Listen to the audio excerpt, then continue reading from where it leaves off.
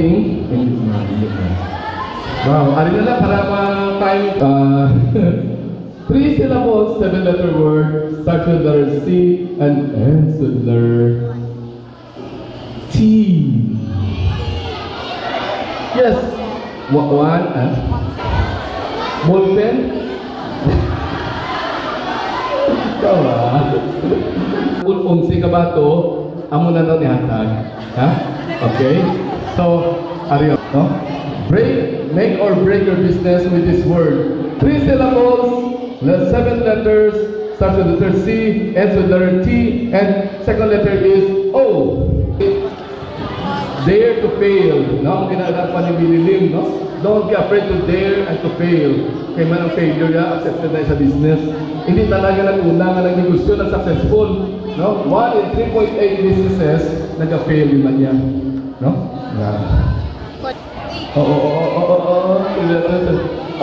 Clue. Another clue. Papatasikan na niya. Sige. Ready? 1, 2. Third letter is letter P. Complete. Letter P. Ang third letter. Another clue. Sige. Clue. Siguro pag ginambal ko na nila clue ba daan? May makauna lang nila nga mga kanto sa mic. Duwa gitiya nga very good. Din pulo na lang makanto sa pulo ng masunod sa iya. The last 3 letters, meaning niya sapat. Copycat. Ay, pulo! Ganyan na rin na pulo. Sige na. Ikaw hero. You're the hero. Please stand in front. Wow. Ladies and gentlemen, our award is copycat is the right word. Okay.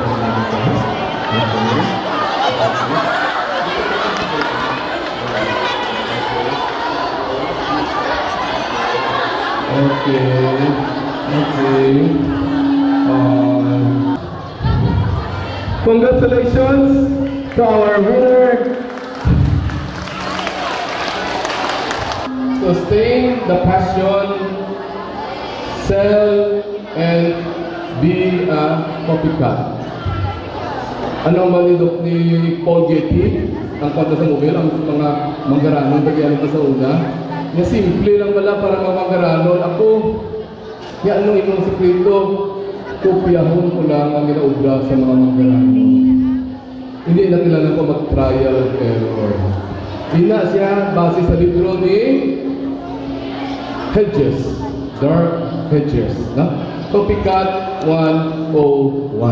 A very nice book. Don't be afraid to copy whatever the successful entrepreneurs are doing. Kay man, sigurado niya mag-improve din yung life through entrepreneurial spirit. Ang number 1 ginabalanga pa sa copycat, ebidensya sa buong na nagalatabo. Anong ebidensya ng copycat sa buong na successful? Ang franchising. Grabe gina, no? Ganda ako franchise, no? Jollibee, ano ginugna ni Kikyong sa una, nag-ubra sana sa McDonald's sa Amerika. Ginwa itong anong style sa McDo, kung ano dimo sa hamburger. Ginbalik ito sa Philippines, kinupya niya ang style, management, kinupya niya, ginlain niya ang timpla para sa Pilipino, langhap, sarap. Kabalo ko mo sa kwasang langhap, sarap ng Jollibee, nga ang langhap, sarap ang ilang slogan sa ads. Kay man, ginimuan na study ang Pinoy nga kung magkaon sa hamburger, inaalsa sa doon kamot anay ang hamburger. Ang kanoya.